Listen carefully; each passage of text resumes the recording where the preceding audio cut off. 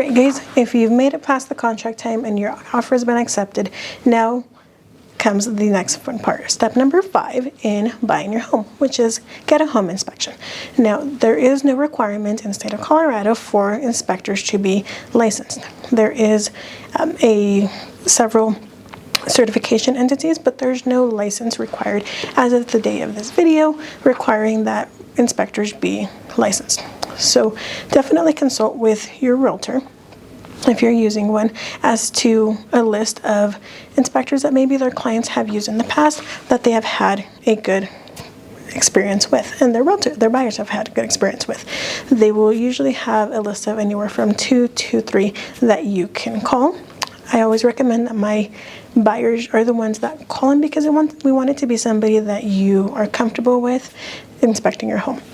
Now again, it doesn't have to be a certified inspector. If you have a friend or family member that maybe knows a lot about construction, is a general contractor, somebody that you trust that has enough knowledge to be able to give the house a thorough looking at, you can certainly use them as well to be your home inspector. Now, what an inspector was going to do is they're going to take anywhere from 2 to 4 hours to go through the house from top to bottom. If it has a basement, they're going to look at the basement. They're going to look for any cracks. They're going to look at the roof, the attic, check for insulation. They're typically going to check any outlets in the home, check for the electrical panel, check, plumbing, and make sure that everything is in good working condition.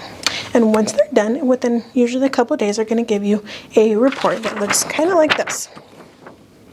That's your home inspection. It's going to be anywhere from 10 to 50, 60 pages, depending on how big your house is and how many rooms or other features it has that the inspector had to look at. Now, I encourage you to sit down and look over the inspection very thoroughly, both yourself, and if you want your agent's opinion, also look it over with them.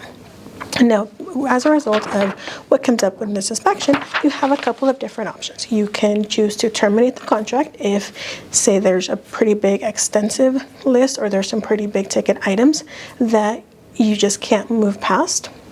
You have the option of terminating the contract.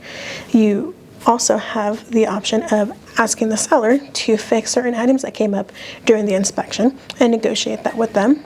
And sometimes, a seller may say, you know what, I don't want to fix those things, but I'm willing to give you a concession or a credit or price reduction in lieu of making those repairs. So those are your 3 different options. Or sometimes the seller will say, you know what, I'm not going to fix anything. You can take the house as is, or I'll sell it to somebody else. And at that point, as a buyer, you also have the option of moving forward with the house, knowing that there are those items that maybe need attention, but you also have the option of moving forward at that time.